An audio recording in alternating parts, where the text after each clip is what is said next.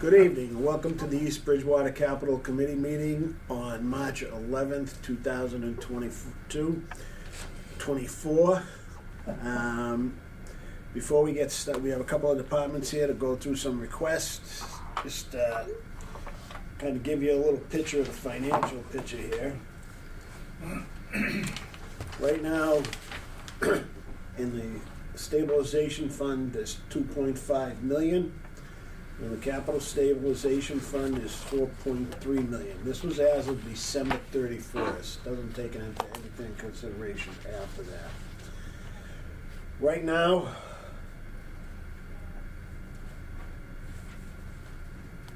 we have roughly $1 million out of free cash to manage capital expenses.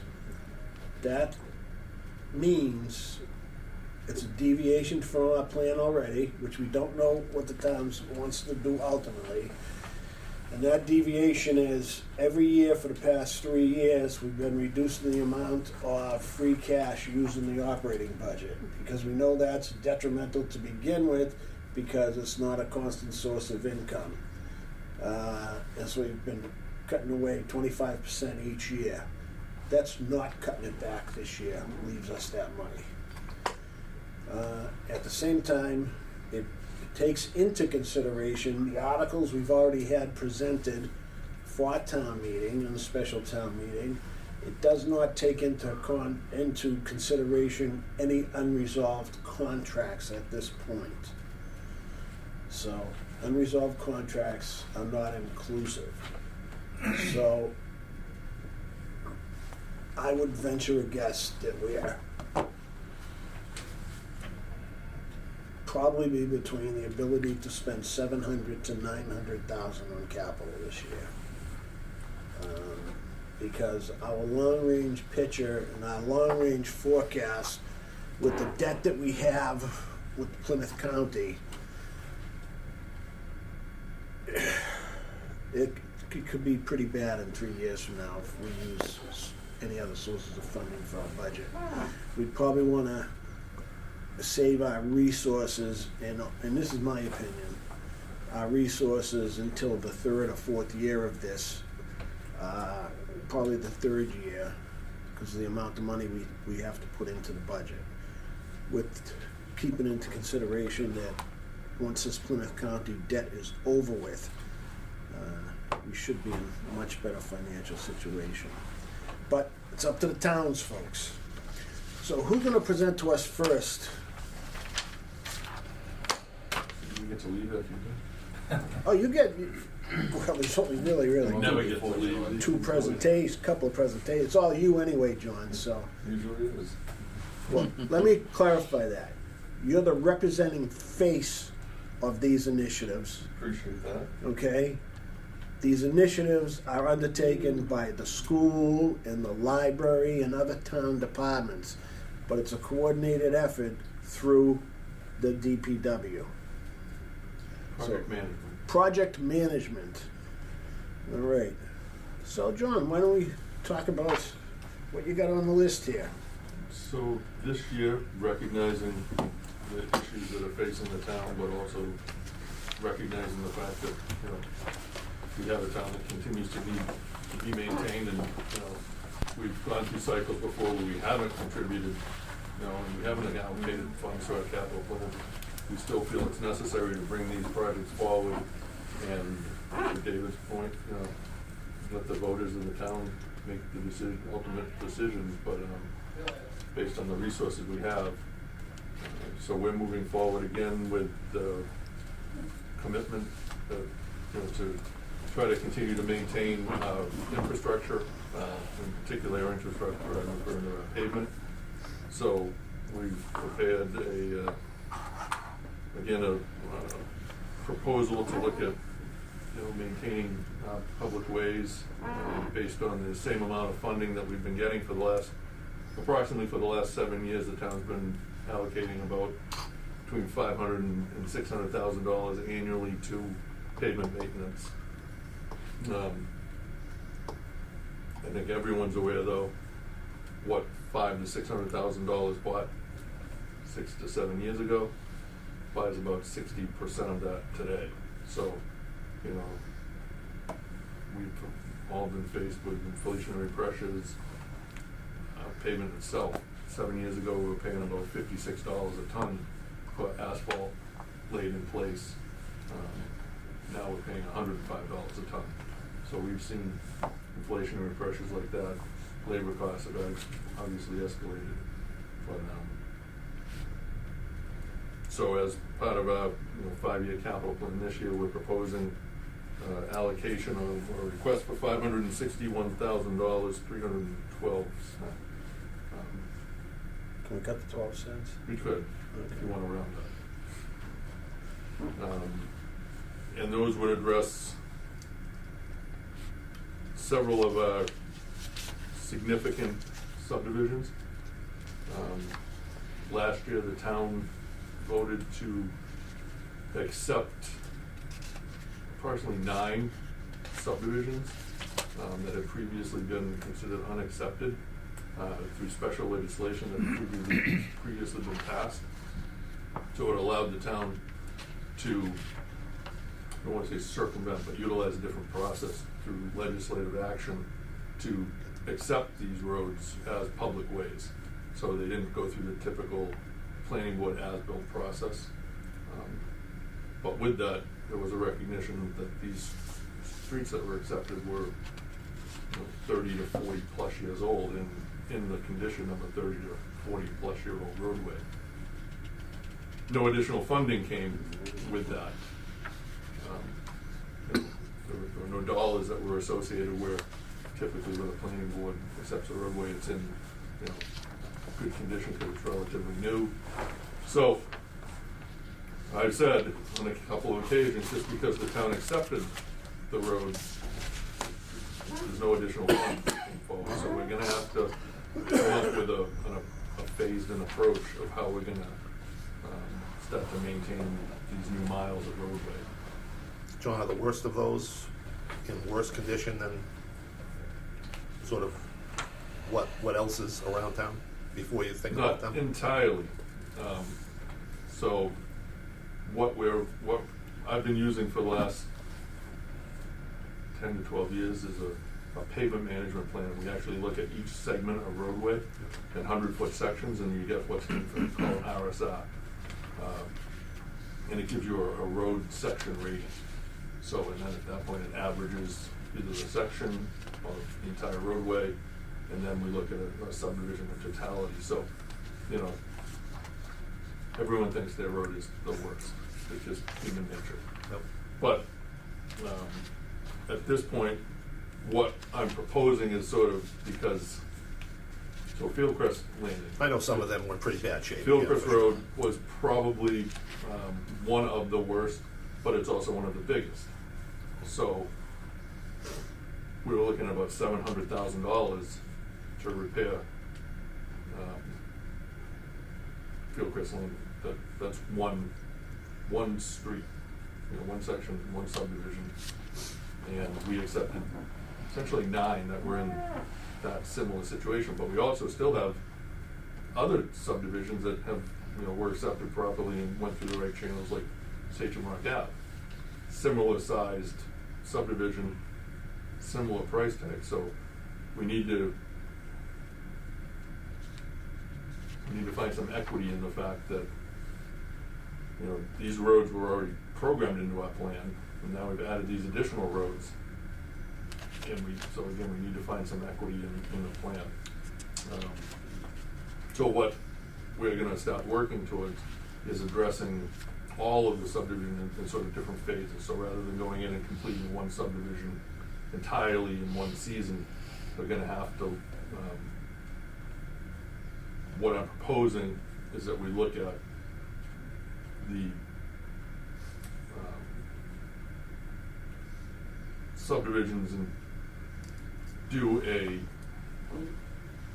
base and binder repair, and then the road will have to sit like that for perhaps 2 to 3 years, so that we can then do another subdivision of similar size that base and binder, hold them, and then in year 3, we'll come in and we'll top all 3 subdivisions, in some program like that, in order to, because these roads will continue to deteriorate and fail, they won't get, obviously things don't get better, but to the same point, we can't allocate all those dollars to just fixing one section of road, because the others would start to fail. So what I'm proposing is utilizing a town appropriation to really start to work on those subdivision ways, and then we'll utilize our chapter 90 dollars for pavement preservation of maintaining the massive multi-million-dollar investment we've made on the roads we've already been working, that we've repaired over the last, 10 years. Can you walk me through something? I don't understand how these subdivisions get built. They get it, and the roads don't get accepted by the town at an early stage? We do it 30 years later? So what I will explain is the 9 roads that were, subdivisions that were accepted at the last annual town meeting were a very unique set of circumstances. This doesn't happen typically. It certainly hasn't happened in the last 20 plus years with the planning board action. This all goes back to, again, a unique circumstance in the late 80s where these subdivisions were developed, the economy crashed, the developers went bankrupt. The issue being, at that point in time, the towns had to accept insurance bonds, which were backed by banks, which failed at the same time. So it wasn't... You had no sureties. There You was had no- nothing to fall back on. Exactly. Yep. Now the town holds cash bonds for these subdivisions, and so that won't happen again. But at the time, and even at the time, the town did try to do its due diligence and fought this, but it was determined by, at that point, the legislature that no, you had to accept these insurance bonds. So it was really everybody wants somebody to blame, but it was a very unique situation that these subdivisions, which were all built, many of them by the same developer, development team, at the same time, and ended up in the same circumstances. I think it was one insurer that was for 6 out of the 9, if I remember correctly, As I something like that. understand, you're right. So that's why it took a long time, and it was Attorney Clifford McKinney's firm that were able to find this special legislation, which another community had gotten through. We've been working on this to try to find some avenue to address this for at least 10 years. And it wasn't until this avenue with the special legislation which came to the town a year before, because the town had to accept the home rule petition, which then went to the legislature to be approved, which then the following year we could move these roadways for acceptance.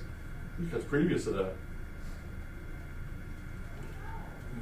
I don't think most of the residents on these subdivisions realized they were liable for anything that happened on those streets, because they actually still owned the way.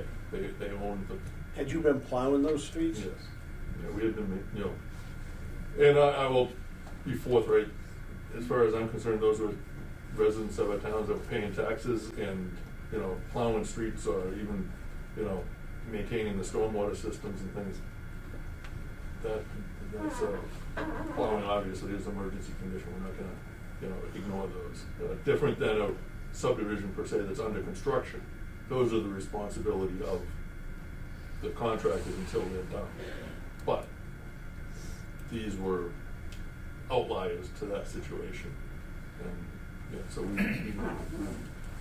we would operationally maintain them, patch them as needed, but no capital dollars, no significant operation, or no chapter 90 dollars were ever appropriated to those streets. So after 30, 40 years, the pavement had really shown the impacts of that. Excuse me, John, so the upside for the town, if that's the right terminology, if I remember it, was that if we add these to our lineal footage, so to speak, of town roadways, Is a potential to increase on that chapter 90 funds? Or what was the upside to the town, besides taking care of the residents that were on there? I don't, from a financial standpoint or from an operational standpoint, there was no upside to public works. It's a additional 10+ miles of roadway that the town now needs to maintain. I don't think you could look at this as there was a financial benefit for the town to take these on. Now, the way Chapter 90 works is when a road is in good condition, when it's new, and the town accepts it, and the town doesn't have to do anything to it for 5, 6, 7, 8 years until we have to expend some money to have it, preventative maintenance done to it. You're banking those dollars. But we are so far behind the curve on these particular roads, the Chapter 90 dollars will never catch up. So there's no financial benefit per se to that. It was just literally, looked at it, and it's no fault of the residents who live on any of those streets now. And to be honest, a number of those homes have changed hands numerous times in that period of time. So it's no fault of the residents. They had to blame. The town really wasn't to blame in this situation. So you just need to make it right. And the only way to make it right was to move forward and just make it right. And what's the lineal mileage of roadway we have in East Bridgewater? In totality, it's 85 miles. And then add 10 to it? No. That's total? Yep. So we have 77 miles that are accepted.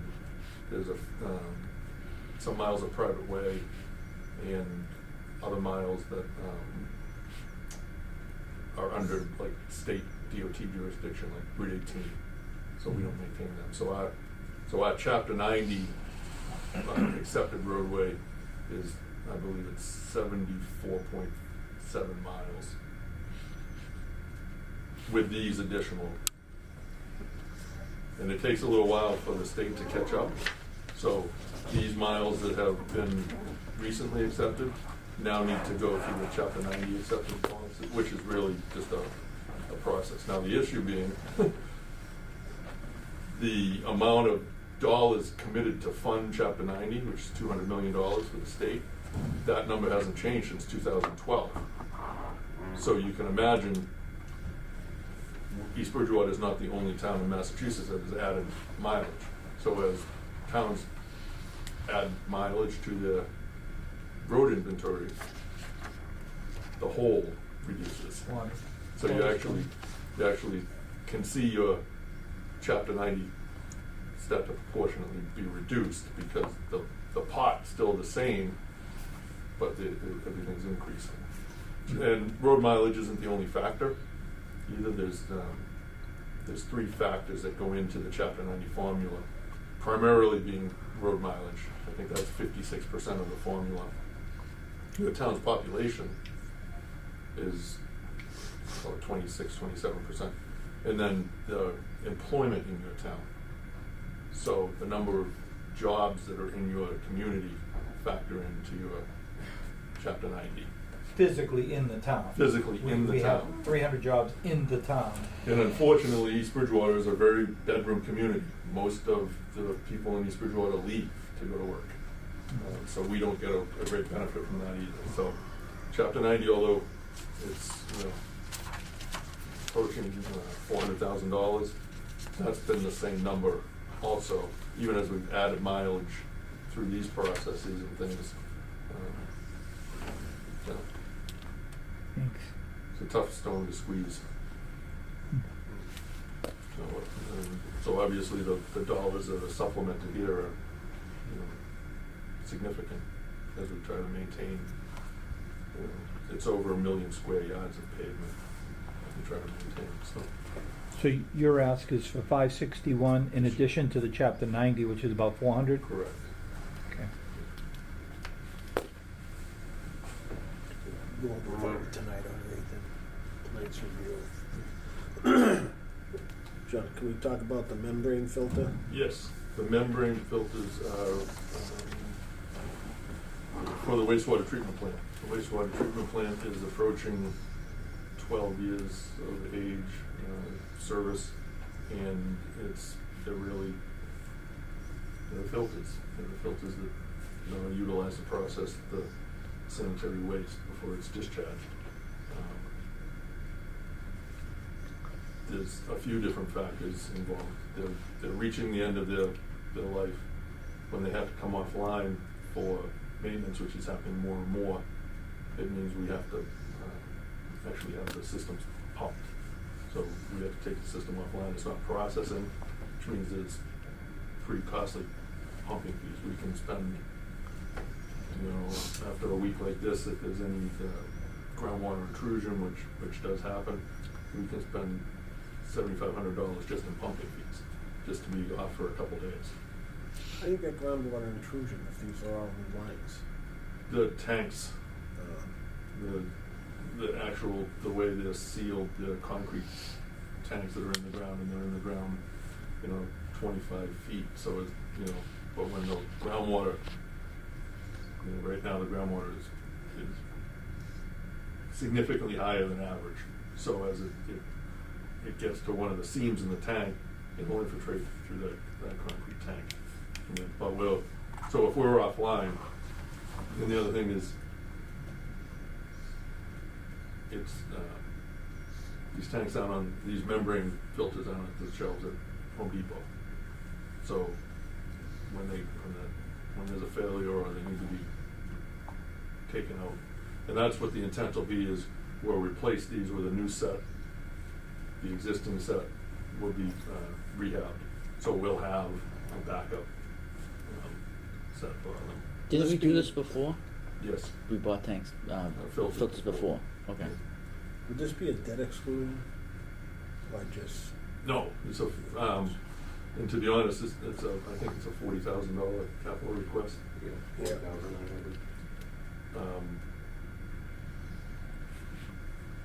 If this falls outside of what capital is able to fund, we have I've spoken with Melanie, and we have a reserve account that we utilize for the connection fees for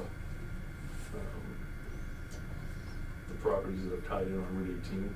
So we have a dedicated fund set aside for this maintenance. So again, it's a significant, $40,000 is a significant chunk of that, but How much is in there? I think right now there's about $240,000 in there.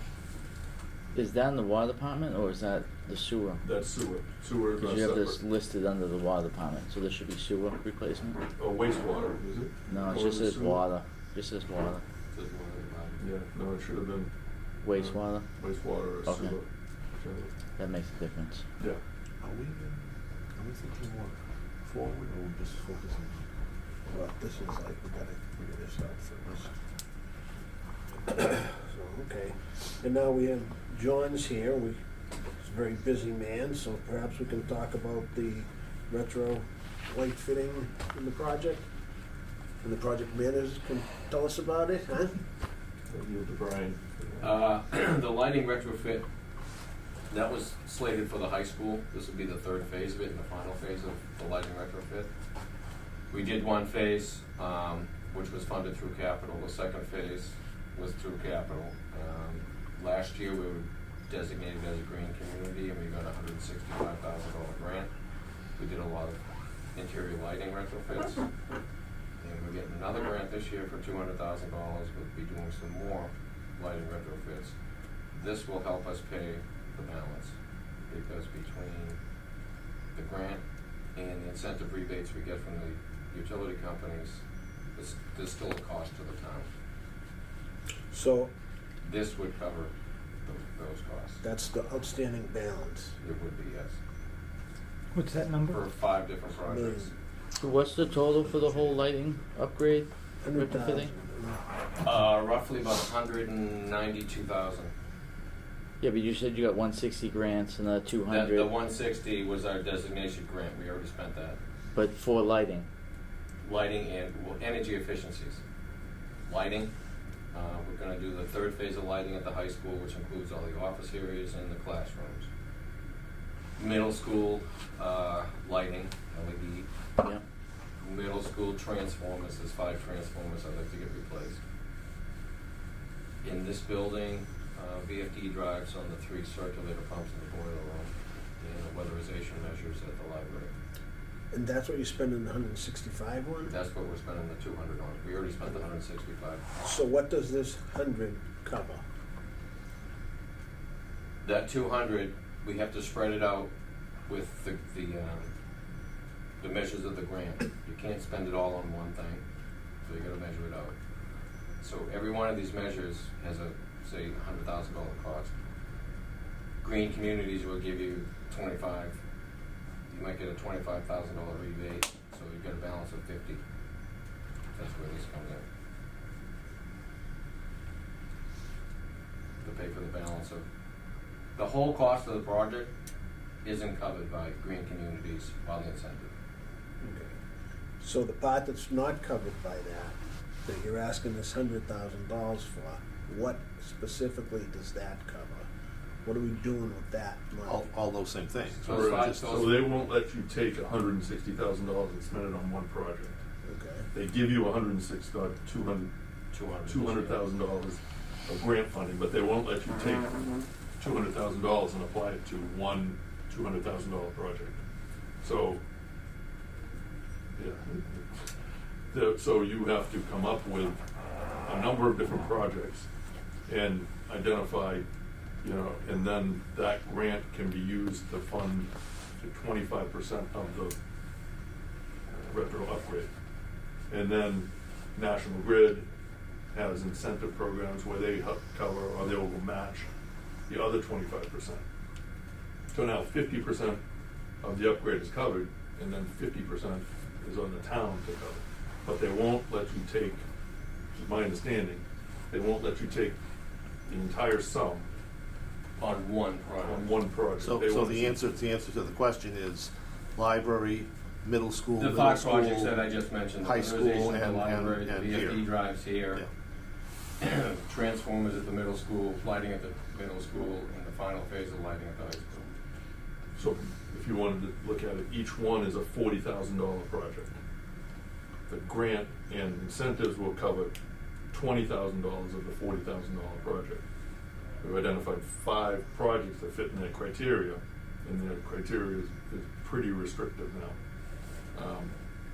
That equal that $200,000 they're giving us, but in order to get $200,000, we have to spend $100,000. Because it's, let's call it, it's $400,000 worth of value. Mm-hmm. So, $400,000 worth of value, the Green Communities Grant Program gives us $200,000 to put towards those projects. Then the incentives that we all pay for in our electric bill offsets another $100,000. But then, so we have 25% in the game. That's a kind of your 25% in-kind match, like most grants have some cost. So in order to spend that grant money, you have to put Spend. money into it. Yes. in order to obtain it, or so spend it, yeah. Is that the 200 or is it any other 100? To qualify for the $200,000 grant, you have to match it with 25%, because the other 25% will be matched with energy Utility incentives. incentives. So you could say, we don't want the $200,000, but you wouldn't do any of the projects, Did these projects get voted on at school committee, or did you guys just have these projects and went out for grants and took care of it? 2.5 years ago, before we became a part of our designation process, we had to do a town-wide audit for weatherization on all the buildings and lighting and Yeah. VFD drives. And through that audit, things were identified and broken down they call them measures, and broken down into measures, and what would give us the biggest bang for our buck and a quick payback. And these are the ones. So we're essentially picking off the list now. We did the first projects that would be that would have the most cost of benefit. Instead of, where do you recover your dollars the soonest? Yeah. And you start to grab those. And then, okay, so now we're working our way off that list to, so these first 6 that were done, you're gonna recover that in 9 months. savings, because all of these, the other side of this is they all have utility savings, so they all have a cost savings from operational sides as well. So then as, we're in year three of the program, we've picked off the first two groups that had the most bang for the buck, let's say, and now you're into the third, And, you don't get free money anymore. No, So I they understand wanna that. see there's- Now, that's why we started in the high school a couple of years ago, because that was the biggest energy user. Yeah, I know we talked about the lights, because I was Right. shocked that we were replacing lights. But at town meeting, do we update the residents that, hey, we got this funding, we're doing these projects, so everyone in the It town was in know? the annual town report. It's on the report, so if they read it, right, but we don't, like, have a, speak about it and Who let wants them to know. sit and listen to me? Oh, it's nice to let the people know. And then my other Draft question, something for you to write. all right. You can do a I'll write it report up. My other question is the transformers, the National Grid transformers? No, these are inside the building. Inside the building, Yes. okay, okay, Yes. all right. So the idea is, one of the benefits of doing this is lower energy costs, right? Yes. Probably have longer life for the bulbs or the units themselves, right? Like all these retrofits that we did last year, we did the library, town hall, Sage and Rock, and somewhere else. But all these fixtures have a 10-year warranty on them. Right. And I've had a couple just fail and they come back and they replace it. But I'm just trying to take a step into the future here and say, well, hey, we said we spent all this money, where's the savings? I think really have to look at kilowatt hours used, right? Exactly. Because the rates fluctuate, they don't go down, they're only gonna go up. So I've run into the same problem in my business, is say, oh, I gotta track kilowatt hours to see if it's really worth my while, so that's what we'll do. And that's how they base the amount of incentive rebate you get from the utility company. Yeah. They base it on run hours. I mean, this is the same program that any of us that have a mass save come to. Yeah. It's come to our mass house. save on a commercial level. Right. Yeah. Essentially, they come in, at the end, you still end up writing them a check, for a certain amount, but it's comparative towards what the value of what they've done is. Right. And to your exact point, like hopefully what you see is that, when you see that little kilowatt hour usage that you get on your bill, you say, oh, we swapped over all our lights in the house to LED, and now all of a sudden you can actually visually recognize that savings. Mhm. We can do it when we look at our annual consumptions. So we can see what these projects have done in kilowatt hours, Absolutely. because that'd be interesting to see. And what happens with aren't we supposed to be benefiting from these solar fields and stuff? We are, We are, yes. and is that considered in our kilowatt hours used? No, we don't get that type of benefit. We get a financial benefit from two different solar farms. We get a pilot, we charge them for their equipment, so it's a tax on their equipment. We get 20% of the credits, the solar credits that are produced, Okay. and that's a dollar amount. So that is broken down between 14 of our accounts.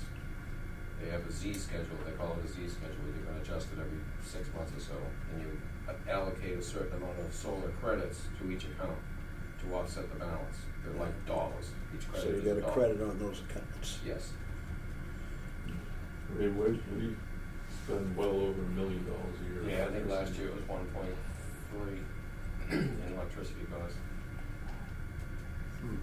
And we go out to bid for our rate. Right now, I think we're at 12 or 13 cents. For the town.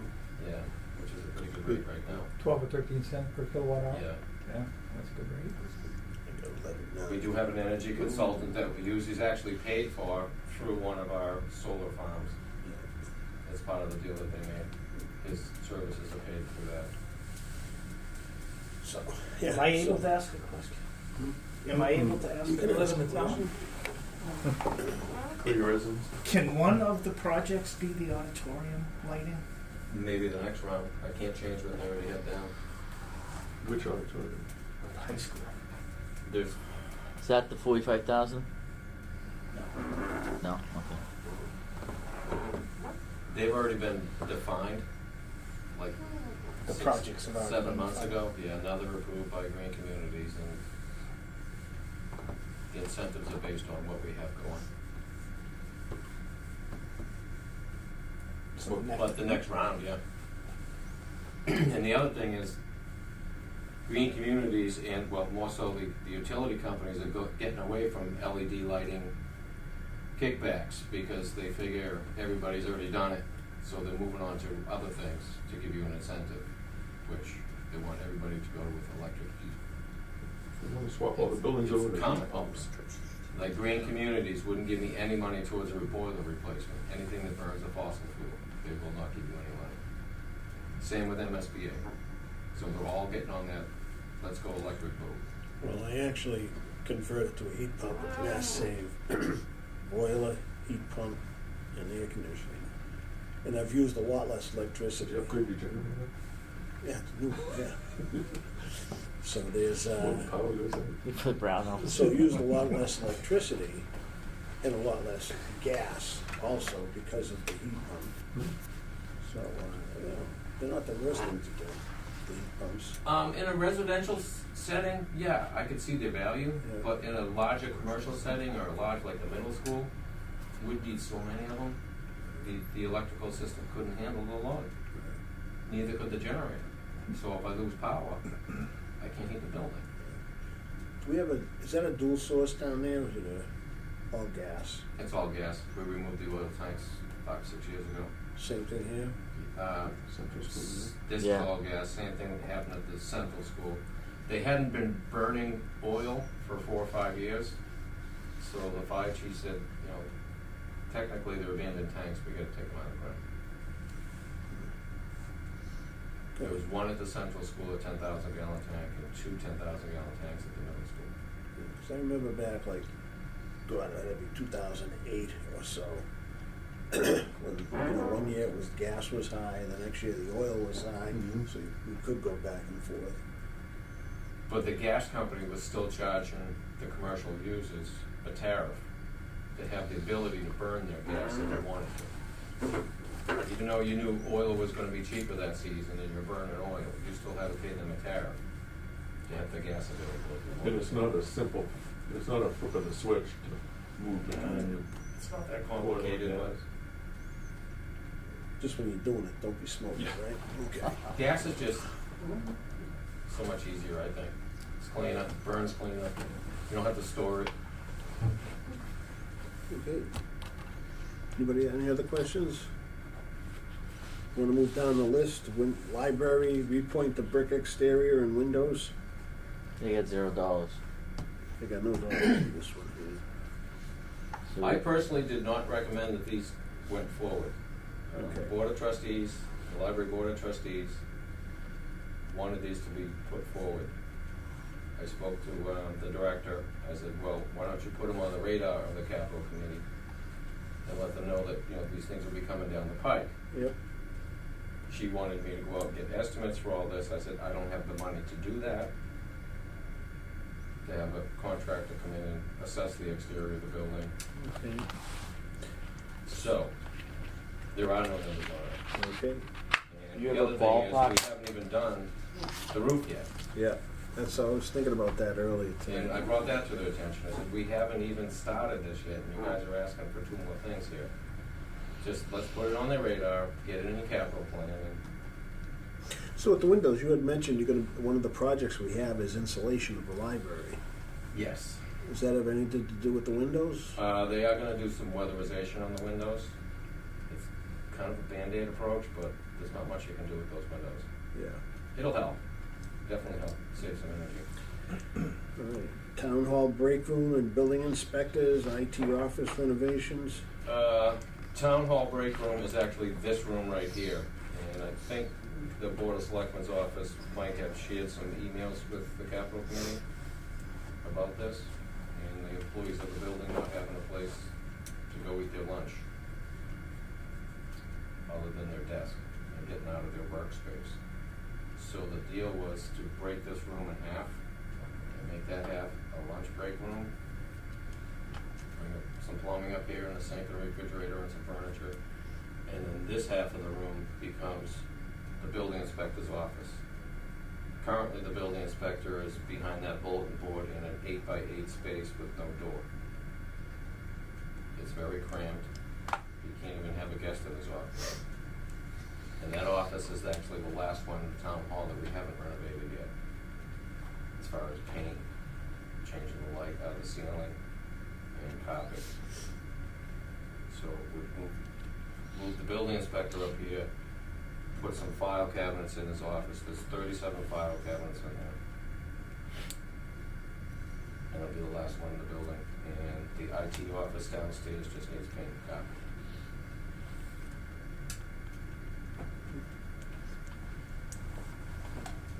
How much is all that? I think both of them are right 40, around 42,500 each. So, 42.5. to put the wall up and put the break room here, it's 21. Gotta get plumbing up here. It's plumbing under the floor. It's a bathroom and I stuff. gotta get a waistline and a hot and cold water line up here.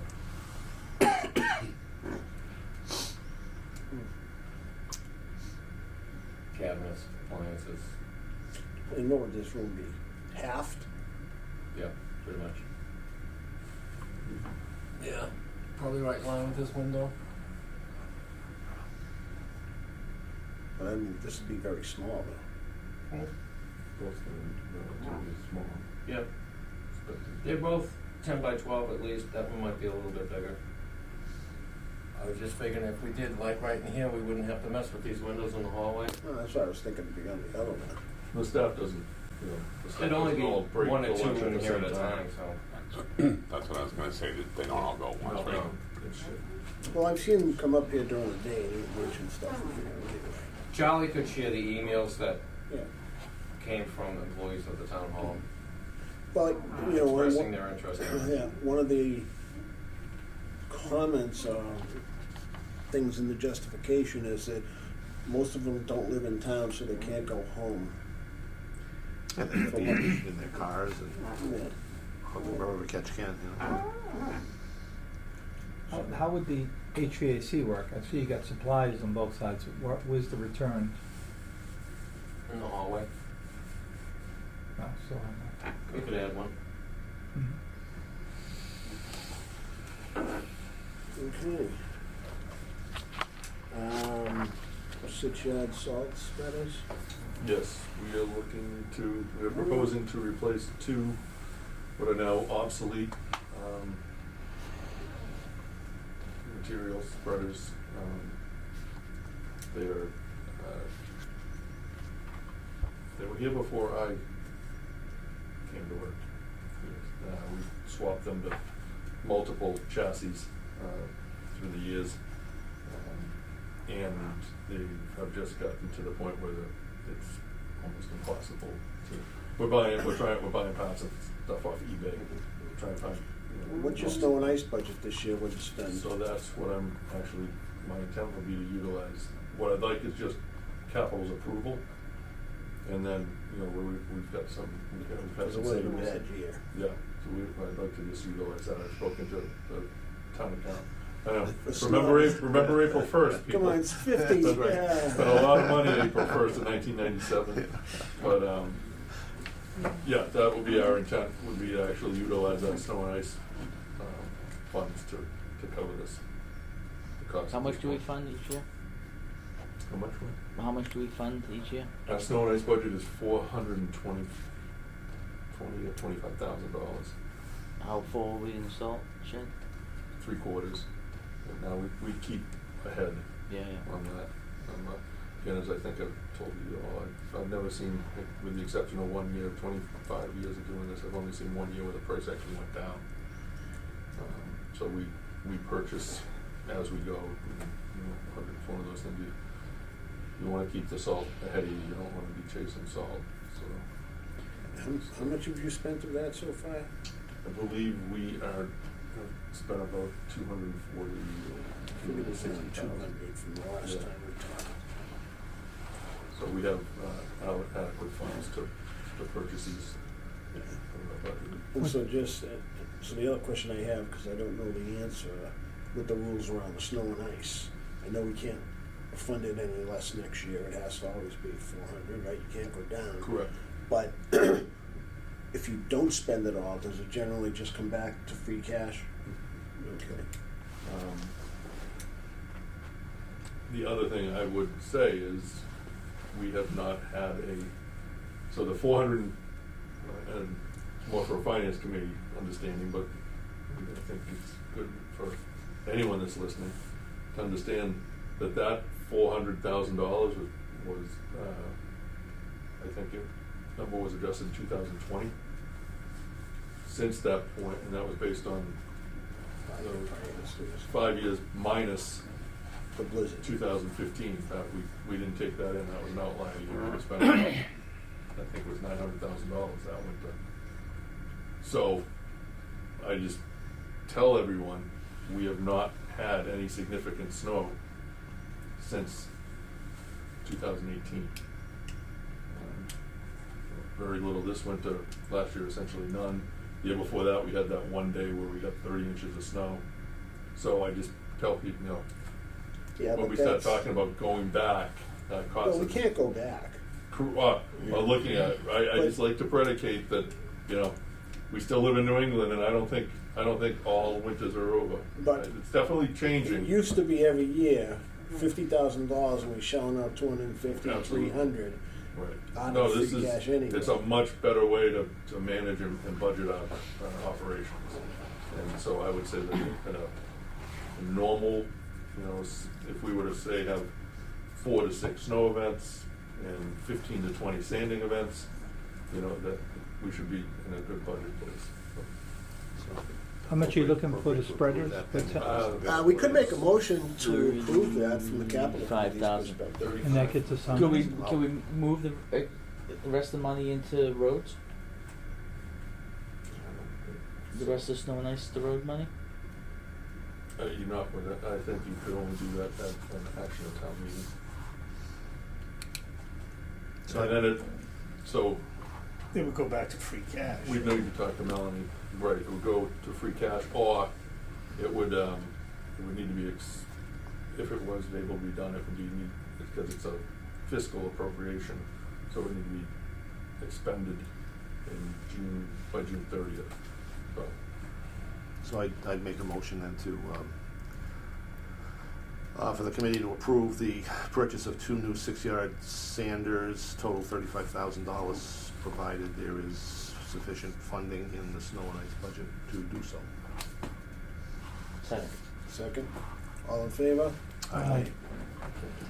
And I think it's a good idea if we can look at, if we can do that with the funding. I know last year there was a few dollars left in the snow and ice budget, and we were allowed to use it to rehab the salt shed, because it was directly related With to snow and ice. And Well, we had to the repair the roads shed. get snow and ice on And them. it's like, millions of dollars for a new shed, or spend 20, I think we ended up spending maybe 15, 20 grand on it. Fixing the roof, fixing the inside of it, putting some new skin on the outside and painting the whole thing. So let's take this opportunity to, before this process is over, to come back and talk to us about, once we get closer to what the number finally is, and we can do that, and we figure out how we're doing that, what can we do with the rest? Because we do have to maintain equipment. How old is, you got some pretty recent, but you have a couple of really old pieces, right? yeah, our 4 main snow fighters are 21 years old. Our 6-wheel dump trucks, 2004, we have 2 2004s, and 2 2006s. So 21 and 22 years. Yeah, I think that's a conversation in itself, because we're looking at $250,000, probably $250,000 to $300,000 to replace each of those vehicles. And currently, right now, it's a 24 to 36 month build out. Oh, once we get, We've had the vehicles that were appropriated for funding 22. 22, we still don't have. So, still waiting. Alright. Next week, we're gonna go over the school stuff. I thought it was two weeks. Is it 2 weeks? I thought it was the 25th. Yeah, it's 2 weeks.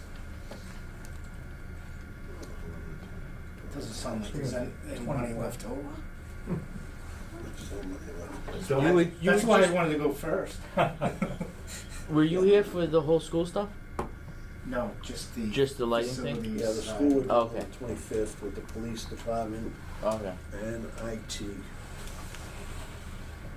Yeah, I mean, it's no different than people at home, but the cost escalations we've seen, just outrageous. A pickup truck we bought in 2000, delivered in 2021 was $33,000.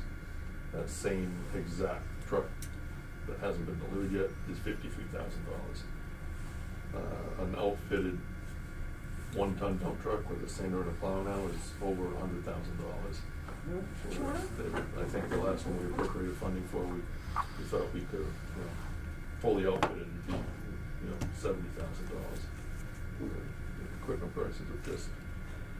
Alright, so in 2 weeks, we're gonna meet with John. What I would suggest, and I'm gonna do myself, is get a hold of John at some point to go and take a look at some of these things, so you can really understand what they are, and see them hands-on for what the issues are he sees. Because I can't envision anything with the piano lab or the weight room, or, what do we need to do here? I just need what I'd like to see. So, I will try to, well, if I schedule some time with him, I'll throw some dates out there. Yeah, make it We efficient. wanna go together. Yeah, everybody. Yeah. Be great. And if somebody can't make it, you just line yourself with them yourself. Yeah. That'd be great. All right. Any other business to come before the board? Because I would entertain a motion. Quick project update. Oh, okay. Generator at the town hall. We're still awaiting the unit that was ordered 47 weeks ago. I hear it's close to being shipped, but in the meantime, all the piping has been done Did the outside. prep work, right? Everything's been piped, the pad's been poured, everything inside is piped, the new transfer switch is in place downstairs. Electrician has put in a month's worth of work here already. We're just waiting for the generator. Okay. Library, we have a construction meeting on site Thursday with the roofer, and I'll find out then when the rooftop unit will be available, and we were hoping to start like the end of March. But we'll look at the weather, but that's where that one is right now. We're almost done with the police locker room. Okay. Electrician should get in there tomorrow and wire up the ductless split, and then we should be done. The ball field? Synthetic turf contract went out today to the contractor, so that's moving forward, and we're on track to turn that field over to them on June 3rd. At one point in time, I thought we approved some funding for some work in the fire department upstairs, We did. right? They didn't do this study yet because we're waiting. The chief had put that, he had That was the money requested that we funds were for a gonna feasibility study, Use for the other purposes, right? and he put it on hold because they're looking in this whole public safety building or merger, and so he held off on doing anything related. Could be a couple of years before that happens. Yep. I guess they can go to the police department and use their locker room. We'll see. I don't think so. Okay. Move to adjourn. Second. Aye. Hi.